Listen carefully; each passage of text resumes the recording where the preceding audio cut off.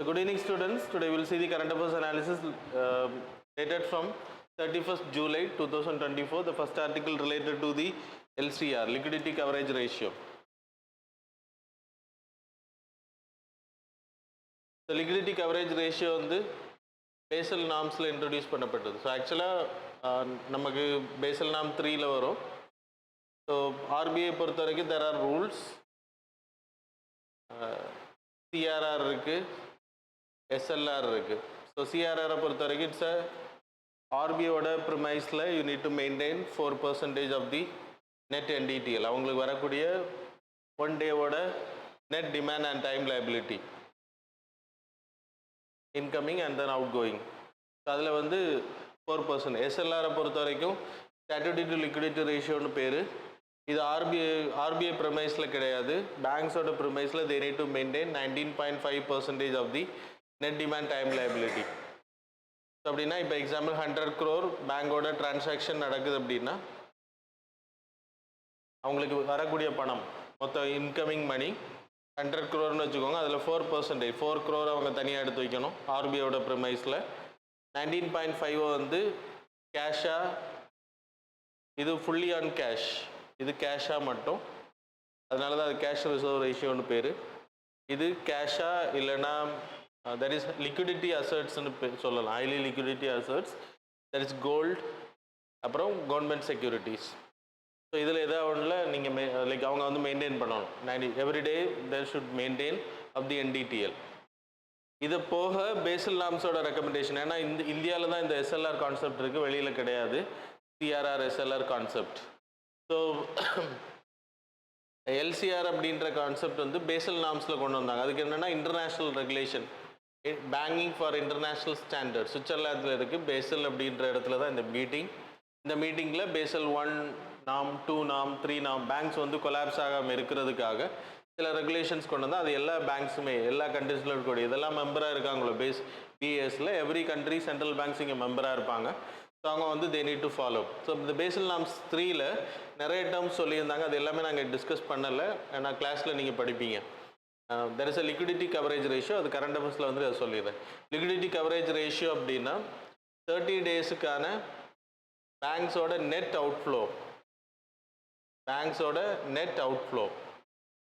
இப்போ எக்ஸாம்பிள் ஒரு பேங்க்கில் there will be incoming, that is example ஒரு 100 crore இன் வருதுன்னு வச்சுக்கோங்க. அதே இது பேங்க்கில் போடக்கூடிய பணம் 100 crore, வெளியில் எடுக்கக்கூடிய பணம், டெபாசிட்டில் இருக்கக்கூடிய பணம் வெளியில் எடுக்கிறது வந்து ஒரு 200 crore அப்படின்னா இதை நீங்கள் எடுத்துக்கிட்டீங்கன்னா minus 100 crore is the net outflow. Suppose இது இன்ஃப்ளோ அப்படின்னா உள்ளே வரக்கூடிய பணம் வெளியில் போகக்கூடியது. இது எல்லாமே NDTL கான்செப்டை வச்சு தான் அவுட்ஃப்ளோ. இதே இது இன்ஃப்ளோ 200 crore, அவுட்ஃப்ளோ 100 crore இருந்துச்சு அப்படின்னா that is ப்ளஸ், சரியா? ஸோ இதை நீங்கள் மைனஸ் பண்ணிங்கன்னா 100 crore இங்கே ப்ளஸ். ஸோ இந்த நெட் அவுட்ஃப்ளோவை அப்படின்னா நெட் அவுட்ஃப்ளோ அப்படின்னா அக்யூரேட் அவுட்ஃப்ளோ எவ்வளோ அப்படின்ற அந்த அவுட்ஃப்ளோ ஒரு நாளைக்கு எவ்வளோ வருதோ அதை 30 டேஸுக்கு, ஒரு மந்த்துக்கு எவ்வளோ வரும் அப்படின்ற கேல்குலேட் பண்ணி, இப்போ எக்ஸாம்பிள் 100 crore into 30, அதை வந்து they need to maintain in பேங்க்கில் எப்போவுமே இருக்கணும். இப்போ நம்ம எப்படி SLR வச்சுருக்கோமோ அதே மாதிரி 30 டேஸுக்கான அவுட்ஃப்ளோ, நெட் அவுட்ஃப்ளோ வந்து they need to maintain in high liquidity assets. highly liquidity assets அப்படின்னா கேஷ், கவர்மெண்ட் செக்யூரிட்டிஸ், அப்புறம் கோல்டு எடுத்துக்கலாம். கேஷ்ன்றது நம்ம எழுத தேவையில்லை, ஏன்னா அது லிக்விடிட்டியில் இருக்குது. So government securities, gold, cash நான் எழுதுகிறேன், but it is already liquid தான், சரியா? ஸோ இதெல்லாம் ஈஸிலி கன்வெர்ட்டபிள் டு லிக்விட், அதாவது ஹைலி லிக்விடிட்டி அசட்ஸ் அப்படின்றது. அப்புறம் கார்ப்பரேட் செக்யூரிட்டிஸ்னால் எல்லாம் வராது, high rated corporate securities. High rated அப்படின்னா நல்ல AA ரேட்டிங் வாங்கியிருக்கணும். அந்த பாண்ட்ஸ் எல்லாமே எந்தெந்த செக்யூரிட்டிஸ் வந்து ஹைலி ரேட்டட் கார்ப்பரேட் இப்போ ரிலையன்ஸோட செக்யூரிட்டிஸ் எல்லாமே வந்து ஹைலி ரேட்டடாக, TCSோட டாட்டாவோட செக்யூரிட்டிஸ் எல்லாமே ஹைலி ரேட்டடாக இருக்கும். ஸோ அந்த மாதிரி AA++, இந்த மாதிரி கிரேடிங் வாங்கியிருக்காங்க அப்படின்னா அதுவும் highly dated securities, highly liquidity securities அப்படின்னு பேர், லிக்விடிஃபைபிள் அசட்ஸ் அப்படின்னு பேர். இதில் தே நீட் டு மெயின்டைன் இந்த அசட்ஸை 30 நாள். எதுக்கு அப்படின்னா பேங்க்ஸ் வந்து திடீர்னு பண பற்றாக்குறையில் தத்தளிக்கும் போது இதை அவங்க யூஸ் பண்ணிக்கலாம் அப்படின்றதுக்காக இந்த கான்செப்ட் வச்சுருக்காங்க. புரிஞ்சுதா? 30 days of the net outflow இது கிளாஸஸ்லேயே நம்ம படிச்சிருக்கோம். So that's about this article. The next article related to the sorry lithium. இந்தியாவில் லித்தியம் எங்கெல்லாம் இருக்குது அப்படின்ட்டு நீங்கள் இந்த இமேஜில் பார்க்கலாம். இந்தியா லித்தியம் வந்து எங்களை ஜம்மு அண்ட் காஷ்மீரில் ரீசெண்டாக Rezaei, there is a place called as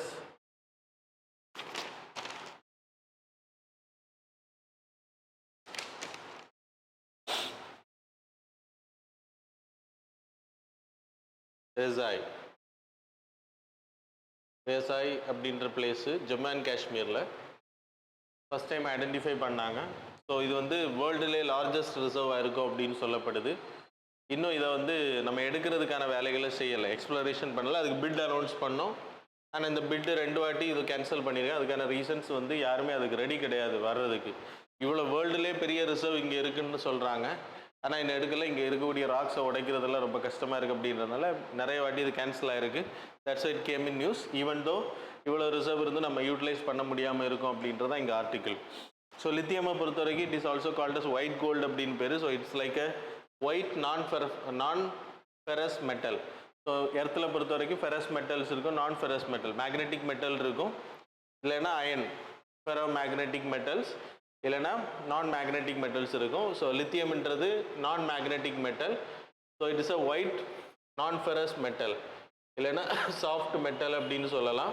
so that's why it is called as white gold அப்படின்னு பேர். இன்றைக்கி நம்ம யூஸ் பண்ணக்கூடிய மொபைல் ஃபோன்ஸ், லேப்டாப்ஸ், இதில் அப்புறம் டிஜிட்டல் கேமராஸ், அப்புறம் காரில், இந்த மாதிரி இவி வெஹிக்கிள்ஸ், எலக்ட்ரிக் வெஹிக்கிள்ஸில் எல்லாமே நம்ம பயன்படுத்தக்கூடியது எல்லாமே வந்து லித்தியம் அயன் பேட்ரிஸ். ஸோ அந்த லித்தியம் பேட்ரிஸ்ன்றது long duration storage capacity, easily chargeable, highly கொஞ்ச நேரத்தில் ஷார்ட் டியூரேஷனில் நம்ம சார்ஜ் பண்ண முடியும். நார்மல் ட்ரெடிஷ்னல் பேட்ரிஸை விட ரொம்ப சேஃப்டி ஆல்சோ. ஆனால் ப்ராப்ளம் என்ன அப்படின்னா இந்த லித்தியம் வந்து ரிசோர்ஸ் வந்து ரொம்ப கம்மி. இந்தியாவை பொறுத்த வரைக்கும் லைக் எங்கெல்லாம் நம்ம கண்டுபிடிச்சிருக்கோம் அப்படின்னா ஜியாலஜிக்கல் சர்வே ஆஃப் இந்தியா ரிசாயில் எடுத்திருக்காங்க. அது மாதிரி ராஜஸ்தான், அப்புறம் லடாக்கில் ஒரு பிளேஸ், ராஜஸ்தான் ஆல்சோ இம்பார்ட்டன்ட், தேங்கன்னா டிஸ்ட்ரிக்ட். ஸோ இங்கே ஐடென்டிஃபை பண்ணியிருக்கோம். ஸோ இந்த 2 ரிசர்வும் போதும் இந்தியாவோட 80% ஆஃப் தி இம்போர்ட்டை நம்ம வந்து தடுக்க முடியும், 80% ஆஃப் த தேவையை நம்ம பூர்த்தி பண்ணிக்க முடியும் அப்படின்னு சொல்லப்படுது இந்த 2 ரிசர்வும். அதுபோக கர்நாடகாவில், லடாக்கில் எல்லாமே ஐடென்டிஃபை பண்ணியிருக்கோம். இந்தியாவை பொறுத்த வரைக்கும் எலக்ட்ரிக் வெஹிக்கிள்ஸ் இன்றைக்கி ரொம்ப அதிகமாகிட்டு வருது. தட் இஸ் $383.5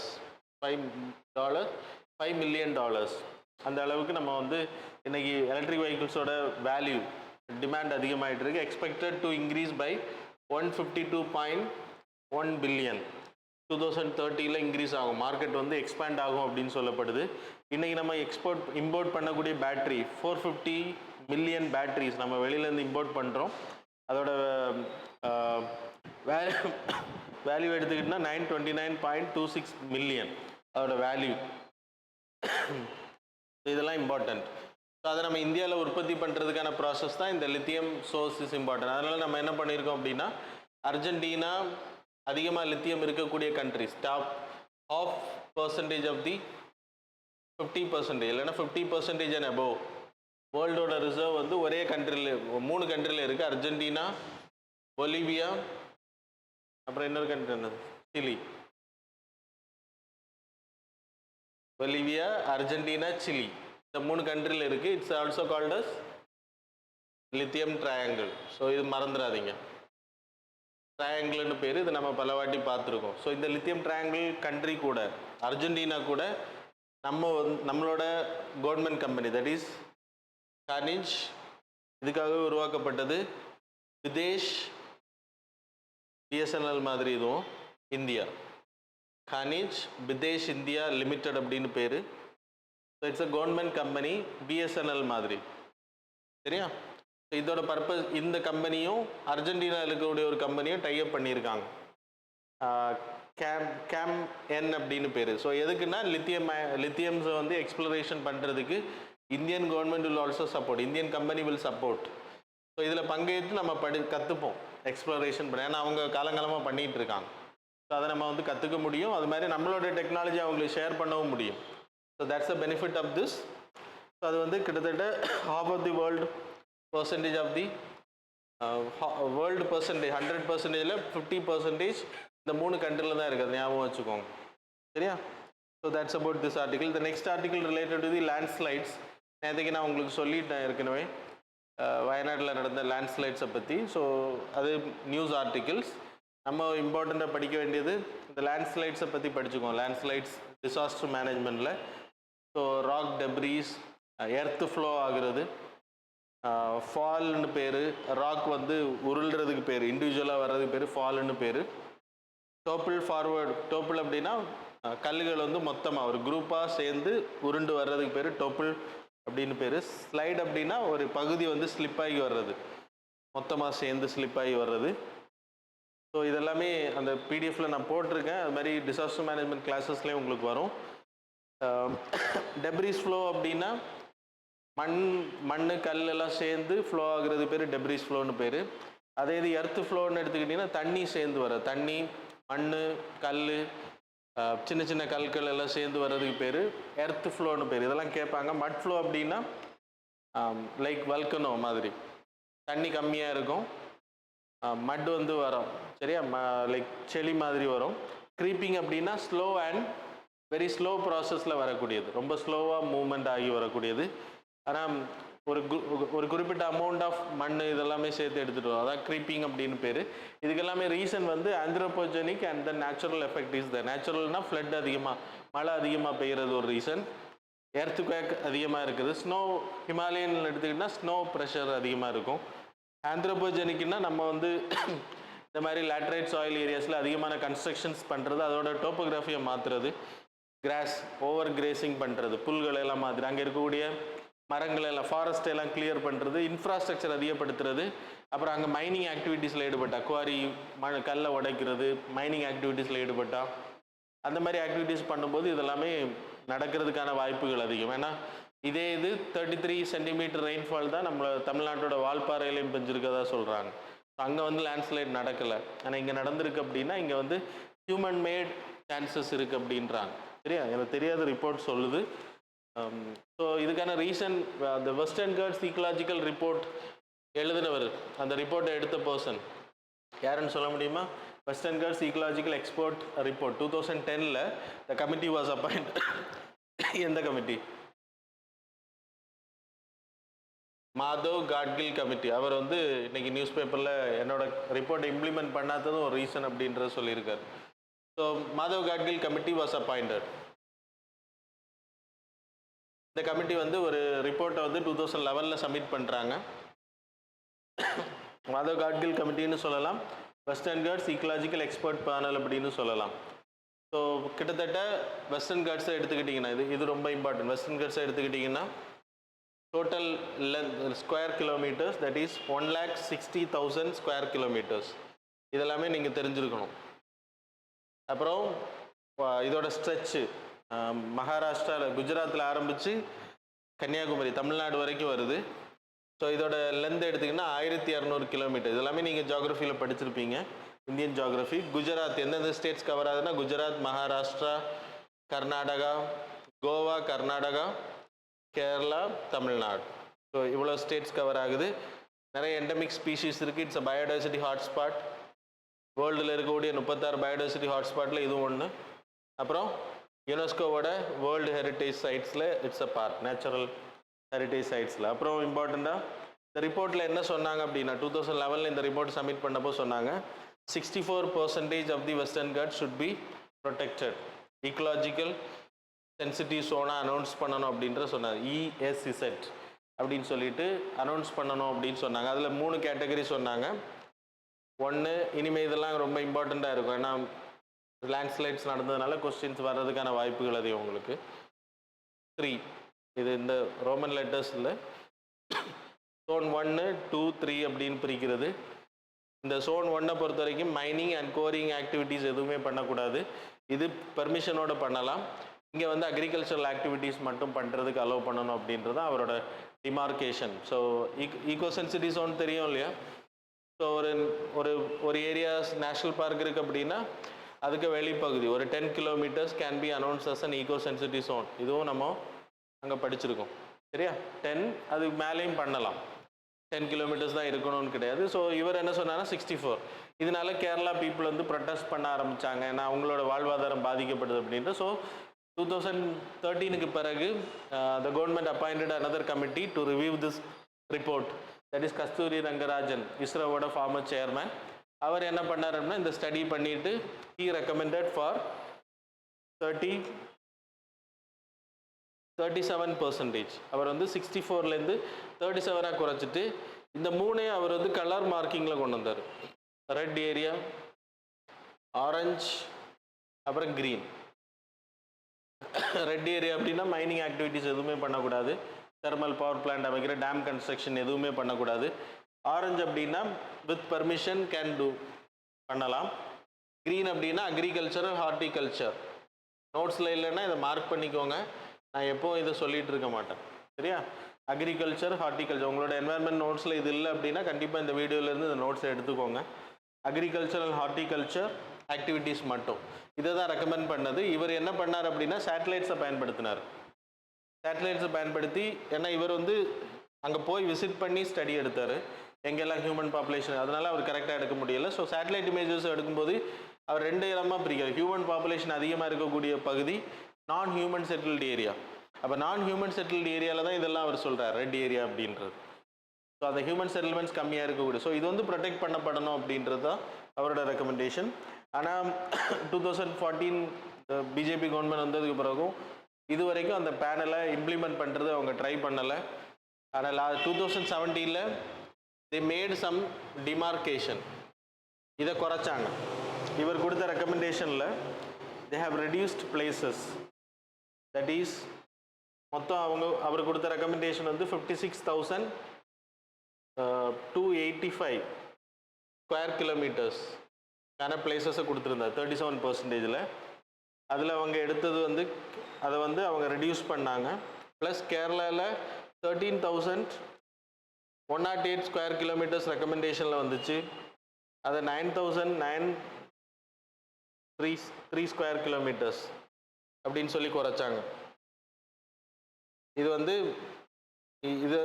இந்த டேட்டாஸ் இம்பார்ட்டன்ட் கிடையாது உங்களுக்கு.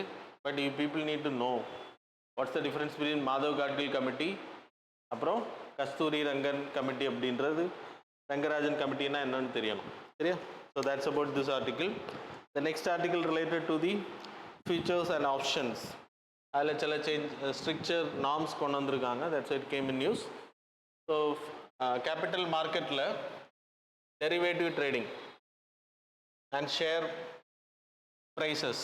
டெரிவேட்டிவ் அப்படின்னா ஒரு அண்டர்லைன்ட் அசட்ஸை ட்ரேட் பண்ணுறதுக்கு பேர் டெரிவேட்டிவ் ட்ரேடிங். இப்போ example commodity trading is an example for derivative trading. இது நம்ம படிச்சிருக்கோம். Forward market, spot market. Spot market அப்படின்னா நேரடியாக பண்ணக்கூடியது. ஃபார்வர்ட் மார்க்கெட் அப்படின்னா ஒரு கான்ட்ராக்ட் மூலமாக பண்ணக்கூடியது. இந்த ஃபார்வேர்டில் 3 டைப்ஸ் ஆர் தேர். ஃபார்வேர்டில் 3, ஃபார்வர்ட் மார்க்கெட்டில் 3 இருக்குது. Forward, future, option. கரெக்ட் தானே? ஸோ ஃபார்வர்ட் மார்க்கெட் அப்படின்னா இப்போ எக்ஸாம்பிள் பொட்டேட்டோ கம்பெனி, லேஸ் கம்பெனிக்கு வந்து பொட்டேட்டோ தேவை, ஃபார்மருக்கு வந்து பொட்டேட்டோ கல்டிவேஷன் பண்ணுவார். ஸோ 2 பேரும் ஒரு அக்ரிமெண்ட் போட்டுப்பாங்க. சப்போஸ் எக்ஸாம்பிள் ஒரு 50 per kgக்கு நான் வாங்குறேன்னு சொல்லி அக்ரிமெண்ட் போட்டிருப்பாங்க. விலை ஏறுச்சுன்னா 60 per kg மார்க்கெட்டில். இப்போ 3 மாதத்துக்கு இந்த கான்ட்ராக்ட்னு வச்சுக்கோங்க. 3 மாதம் முடியும் போது இது 50லேருந்து 60 ஆயிடுச்சுன்னா ஃபார்மர் என்ன பண்ணுவார்? இங்கே கொடுக்குறத விட better to sell in market. அதே இது 50லேருந்து 30க்கு போச்சுன்னு வைங்க, கம்பெனிக்காரன் என்ன பண்ணுவான்? இவர்கிட்ட வாங்குறதுக்கு நான் மார்க்கெட்லேயே வாங்கிப்பேன் அப்படின்னு முடியும். ஸோ எப்போ வேணால் இந்த கான்ட்ராக்ட் வந்து கேன்சல் பண்ணுவேன். No security. இங்கே கேஸ் எல்லாம் போடணும். பட் இட்ஸ் நோ, இது வந்து நார்மலாக பண்ணக்கூடியது. அதை என்ன பண்ணுறாங்கன்னா கவர்மெண்ட் வந்து ஷேர் மார்க்கெட்டில், ஸ்டாக் மார்க்கெட்டில் கொண்டு வந்தாங்க. MCX.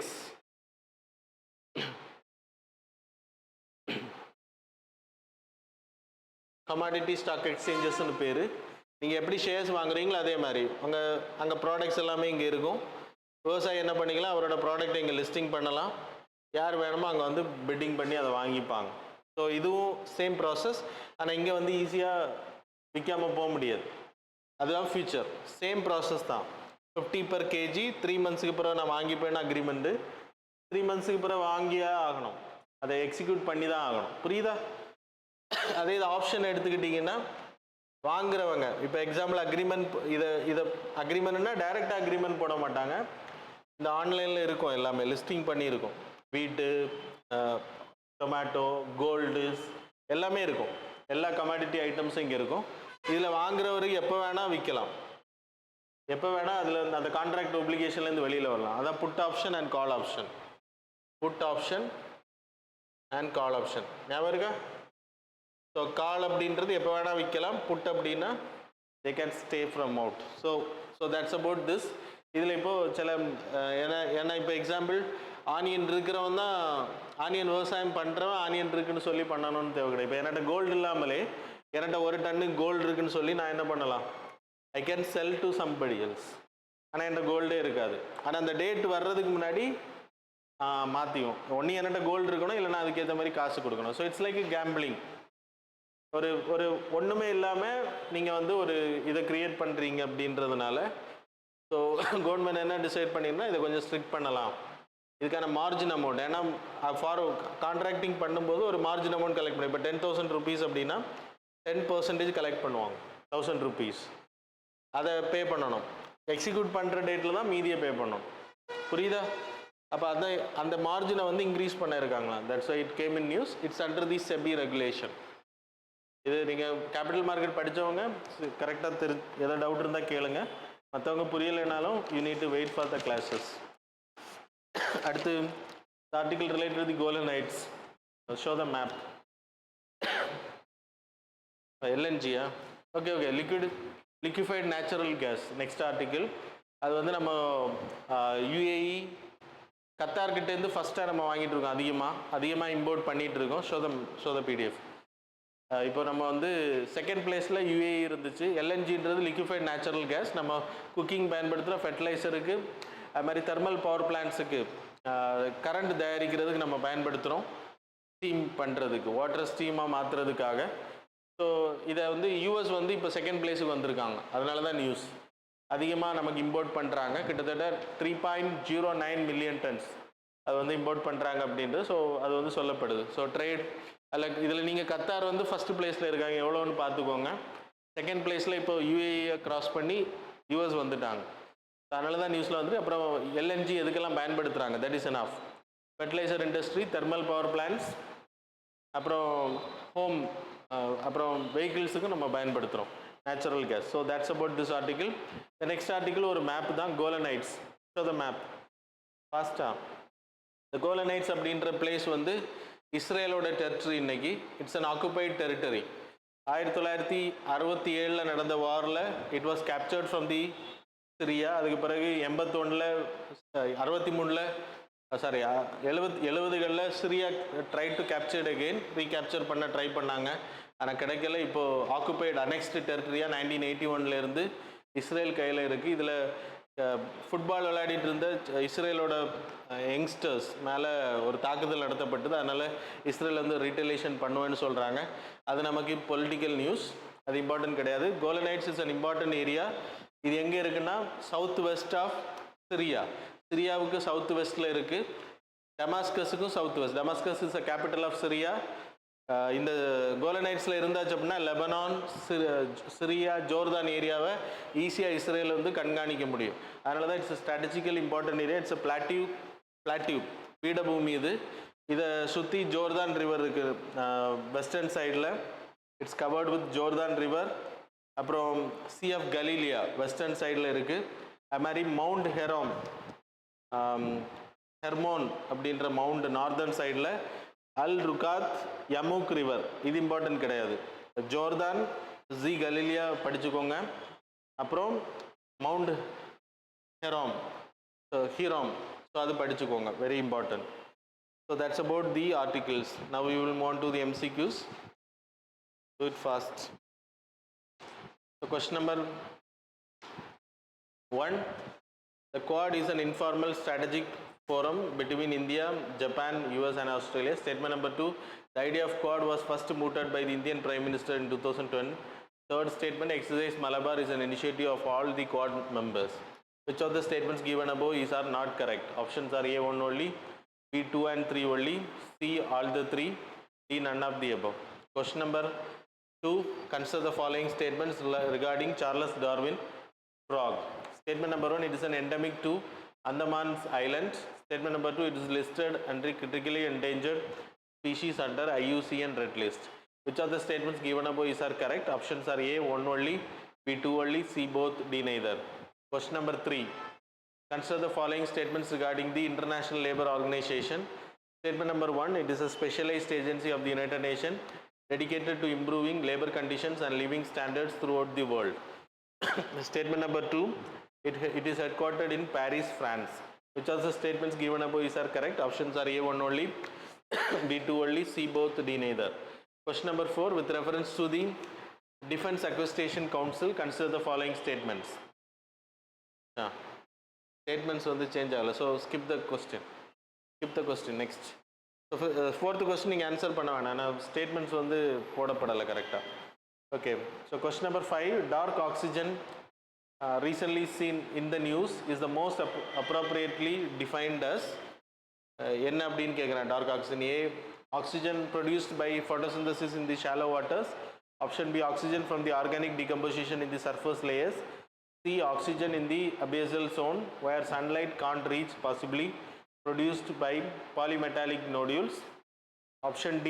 Oxygen trapped in ice and released as it melts. So that's all. Now we will see the answers for the previous. Question number 1 answer is B. Question number 2 answer is A. Question number 3 answer is C. Question number 4 answer is C. Question number 5 answer is B. So that's all about the current affairs and MCQ. Thanks a lot for joining with us.